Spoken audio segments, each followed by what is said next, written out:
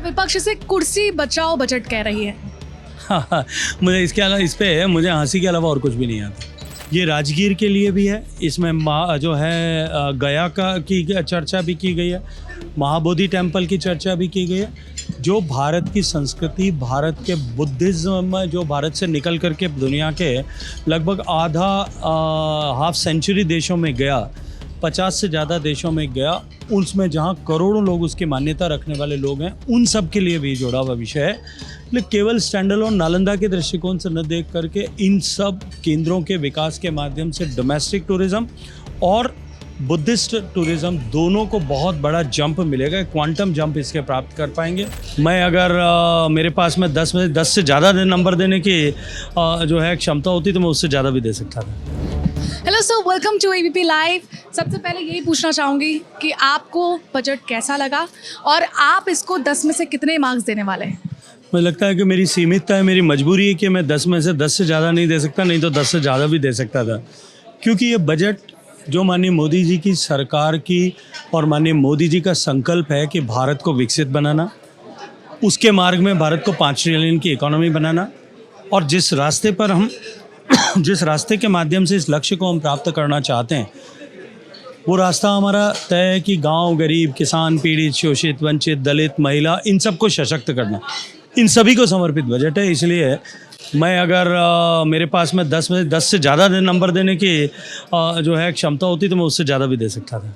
Sir, विपक्ष इसे hopeless budget बता रहा है। अगर आप एक शब्द में इस बजट का आकलन कर सके तो वो क्या होगा?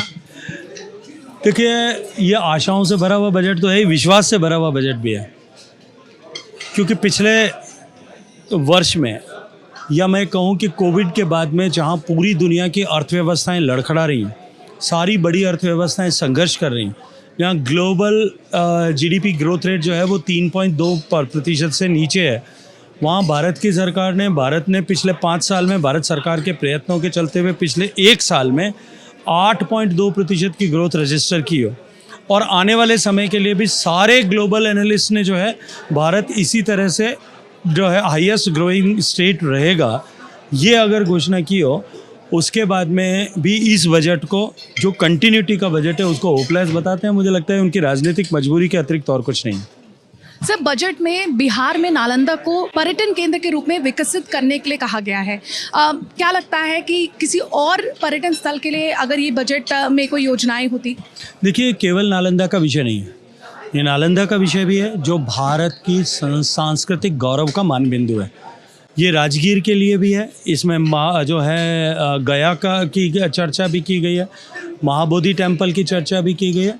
जो भारत की संस्कृति, भारत के बुद्धिज़्म जो भारत से निकल करके दुनिया के लगभग आधा हाफ सेंचुरी देशों में गया, 50 से ज़्यादा देशों में गया, उसमें जहाँ करोड़ों लोग उसकी मान्यता रखने वाले लोग हैं, उन सब के लिए भी जुड़ा हुआ विषय है।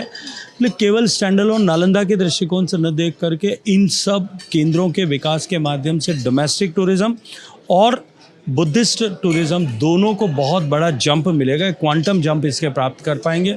लेकिन इसके अतिरिक्त, ये तो केवल एक मेंशन है, उसके अतिरिक्त भारत सरकार टूरिज़्म के डेवलपमेंट के लिए, टूरिस्ट डेस्टिनेशंस के डेवलपमेंट के लिए, नए डेस्टिनेशंस के डेवलपमेंट के लिए, जो स्वदेश दर्शन योजना के माध्यम से, जो प्रसाद योजना के माध्यम से जो कुछ कर रही है, जो कुछ एलोकेशंस करती हैं, वो सब तो यथावत बदस्तूर जारी रहेंगे। उसका बजट तो पिछले वर्ष की तुलना में, अगर मैं आरई के तुलना में इसे तुलना करूँ तो 1.5 गुना बढ़ा है।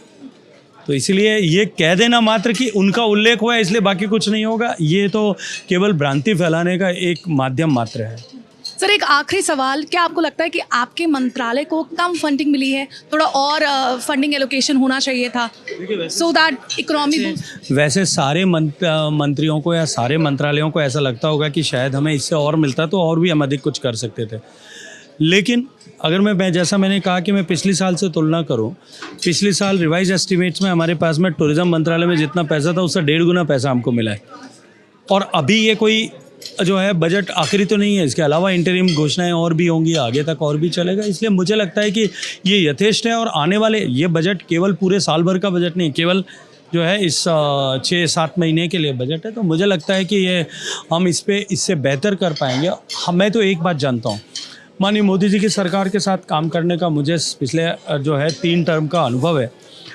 और मैं सौभाग्यशाली मानता हूँ कि ये वो इरा है जब मंत्रालय या मंत्री पैसे की कमी से पीड़ित नहीं है, जब पैसा इतना है कि उसको खर्च कैसे किया जा सके, अभी हमारी समस्या वो हम उसके साथ में जूझ रहे हैं।